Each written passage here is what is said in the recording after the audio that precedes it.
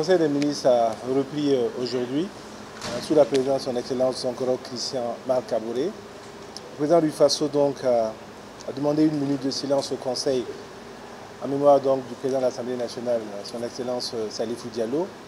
Et il a également donné des directives par rapport au travail gouvernemental, notamment en termes de résultats, en termes d'atteinte des objectifs, en termes d'une meilleure synergie, afin que cette année, qui est une année relativement difficile, puisse être couronnée donc par des résultats probants à l'endroit donc du développement et de l'attente des populations.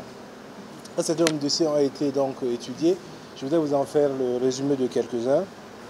Il s'agit notamment au titre du ministère de l'économie, des finances et du développement de l'adoption de l'ordonnance portant autorisation de ratification de l'accord de prêt conclu donc le 25 juillet 2017 entre le Burkina Faso et l'Association internationale de développement.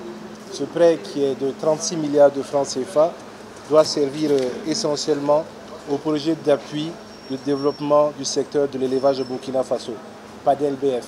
Il s'agit donc de deux composantes principalement, l'amélioration de l'accès aux services et intrants d'élevage et le développement de la chaîne de valeur de l'élevage. C'est à peu près 300 000 producteurs qui seront touchés donc par ce projet qui est prévu pour durer 5 ans. Nous avons également, au titre toujours du ministère de l'économie, des finances et du développement, adopté un rapport sur la réduction des paiements en numéraire effectués dans l'administration publique. Il faut savoir aujourd'hui qu'à peu près 20% des paiements dans notre administration se font toujours en numéraire, de façon simple, comme on dit, en espèces. Et il s'agit pour nous donc de réduire au maximum ces paiements-là, afin notamment de réduire les situations d'insécurité dans lesquelles se trouvent un certain nombre d'acteurs qui sont dans le cadre de ces paiements, d'augmenter le taux de bancarisation de notre pays, mais également d'améliorer la gouvernance. Parce que plus on touche de l'argent, plus on a tendance à avoir quelques petits dérapages à ce niveau-là.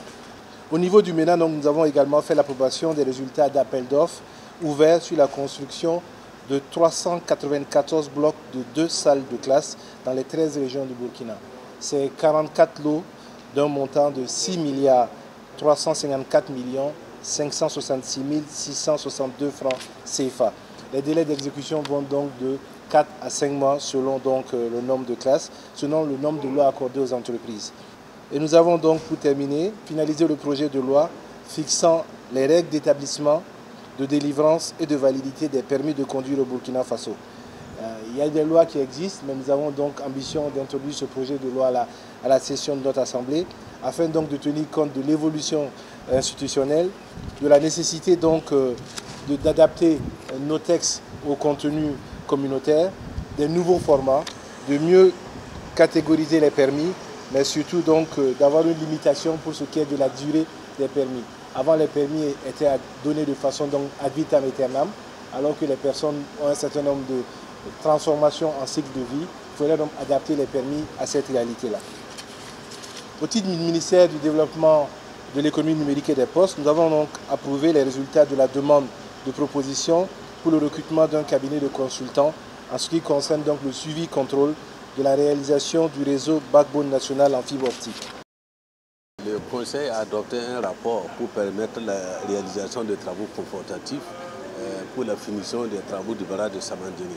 En rappel, depuis donc la reprise des travaux de ce barrage, aujourd'hui nous sommes à 98% d'exécution du lot 1, à savoir le barrage et la centrale hydroélectrique.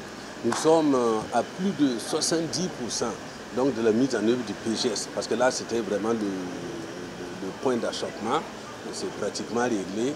Et comme vous l'avez aussi suivi, nous avons baissé les vannes. Ça veut dire que depuis un moment, le barrage de Samandini est en train d'accumuler de l'eau. Et au jour d'aujourd'hui, nous sommes à plus de 350 millions de mètres cubes stockés par le barrage de Samandini pour un potentiel attendu de 1,50 milliard de mètres cubes.